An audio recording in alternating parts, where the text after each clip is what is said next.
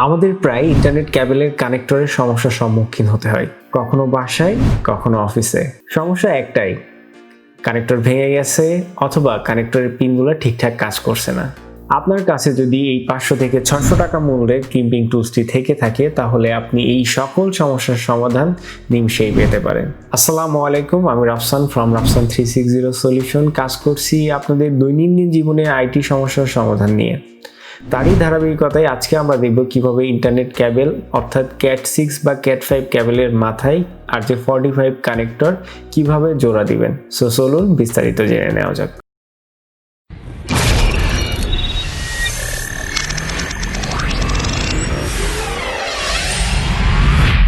ইন্ট্রোর পরে আপনাদেরকে আবারও স্বাগতম। আমরা যে প্রসেসটার মাধ্যমে কানেক্টরটি লাগাবো এই পুরো প্রসেসটার নাম ক্রিম্পিং, আর যে টুলসটির মাধ্যমে আমরা কানেক্টরটি জোড়া লাগাবো সেই টুলসটির নাম ক্রিম্পিং টুলস। আমার হাতে আছে একটি ইনফরমেটিভ কোম্পানির ক্রিম্পিং টুলস। এটি আপনি বাজারে 500 থেকে 600 টাকা মূল্যে পেয়ে যেতে পারেন, এবং এই টুলসটি আরও কিছু এক্সট্রা ফিচার আছে যেগুলোতে আপনার সিজার বা অন্য কোনো টুলসের প্রয়োজন পড়বে না। শুধুমাত্র এই একটি টুলস থাকলেই আপনি একটি ক্যাবেলের মাথায় একটি কানেক্টর খুব সহজে জোড়া লাগাতে পারবেন। এখানে শুধু RJ45 কানেক্টরেই জোড়া লাগাতে পারবেন না, এতে আপনি RJ11 কানেক্টরগুলোও জয়েন করতে পারবেন। তাছাড়া এখানে কিছু এক্সট্রা ব্লেড দিয়েছে যেগুলোকে আপনার ক্যাবেলটিকে কাটতে সহযোগিতা করবে। আর এর জন্য আপনার আরেকটি জিনিস প্রয়োজন পড়বে, আপনি যে ক্যাবেলটির মাথায় কানেক্টরটি লাগাবেন সেজন্য আপনি কোন ক্যাবেল অনুযায়ী, অর্থাৎ CAT5 ক্যাবেল হলে CAT5 কানেক্টর অর্থাৎ RJ45 এরই CAT5 এর সাইজের কানেক্টরটি ব্যবহার করবেন। যদি CAT6 হয়ে থাকে তাহলে অবশ্যই CAT6 ক্যাবেলের কানেক্টরটি ব্যবহার করবেন, অথবা যদি আপনার শিল্ডেড ক্যাবেল হয়ে থাকে তাহলে অবশ্যই শিল্ডেড কানেক্টর ব্যবহার করবেন। সো চলুন আমরা এখন ভিডিওতে চলে যাব, দেখব কিভাবে কানেক্টরটি জোড়া দেওয়া হয়। ভিউয়ার্স, আমরা এখন ক্যাবেলের মাথায় কানেক্টরটি লাগাবো। কানেক্টরটি লাগানোর জন্য শুধুমাত্র আমাদের এই ক্রিম্পিং টুলস হলেই যথেষ্ট। এই ক্রিম্পিং টুলসটি ব্যবহার করলে আপনার এক্সট্রা কোনো সিজার বা অন্য কোনো কিছুর প্রয়োজন পড়বে না। জাস্ট এই ক্রিম্পিং টুলসেই এখানে কাটার রয়েছে, আপনি যে কোনো ওয়েতে অনেকভাবে কাটতে পারেন। তো আমরা এখন এই ক্যাবেলের মাথায় এই কানেক্টরটি সংযোগ দিব। সংযোগ দেওয়ার আগে আমার এই ক্যাবেলের মাথায় কিছু অংশ ইনসুলেশন করে নিব। ইনসুলেশন করার জন্য আমি এই যে এইখানে যে জায়গাটি রয়েছে এই জায়গাটি ব্যবহার করব।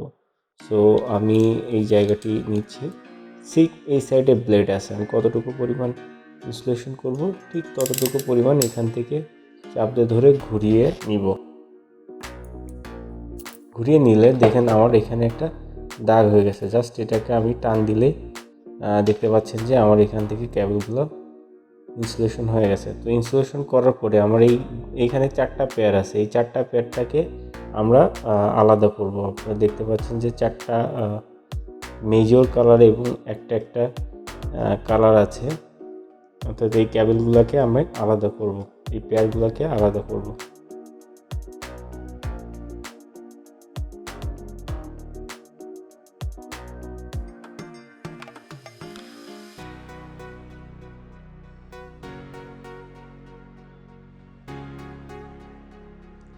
তো আমরা এখন এই ক্যাবেলটিকে TIA568B অর্থাৎ স্টেট কানেকশনের অনুযায়ী আমরা এই কালারটি সাজাবো। সো আমরা প্রথমে যেটি চুজ করব সেটি হচ্ছে হোয়াইট অরেঞ্জ, অর্থাৎ অরেঞ্জ এবং হোয়াইট মিলে যে কালারটি রয়েছে সেটি চুজ করব। আপনারা দেখতে পাচ্ছেন এই ক্যাবেলটির অর্ধেক হোয়াইট এবং অর্ধেক অরেঞ্জ। সো আমরা এই ক্যাবেলটিকে প্রথমে নিব। আপনারা স্ক্রিনে দেখতে পাচ্ছেন একটি কালার কোড, আপনারা ঠিক আপনার ক্যাবেলটি এই কালার কোড অনুযায়ী সাজাবেন। তো আমি এটাকে সাজাচ্ছি white orange, then orange,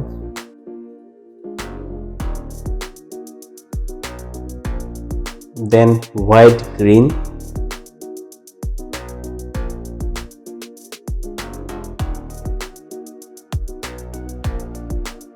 then blue,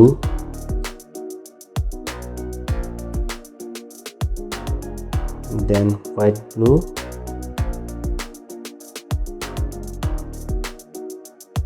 then green, then white brown, and then last brown.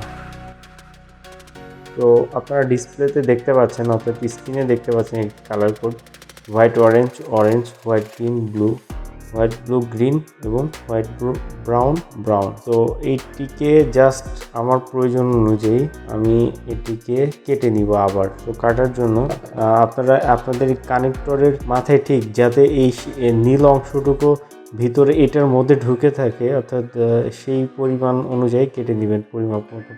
So আমিও পরিমাপ মতো কেটে নিচ্ছি এটিকে, ঠিক এভাবে ধরে জাস্ট এই কানেক্টরের যে ব্লেডটি আছে এই ব্লেডটির মাধ্যমে আমি কেটে নিব। সো ব্লেডটির মাধ্যমে কেটে নিলাম। সো এখন এই মাথাগুলো যেন সমান হয় সেটা খেয়াল করবেন এবং এটিকে ধরে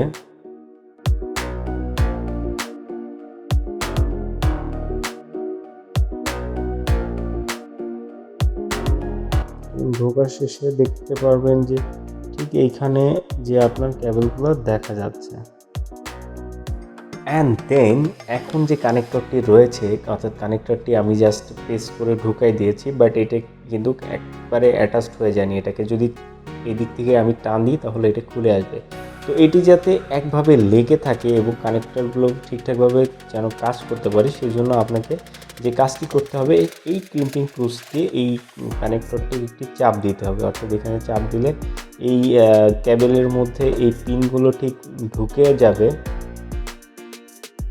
অ্যান্ড দেন এটিকে প্রেস করলে এই কেবলটি আটকে থাকবে কানেক্টরের মধ্যে।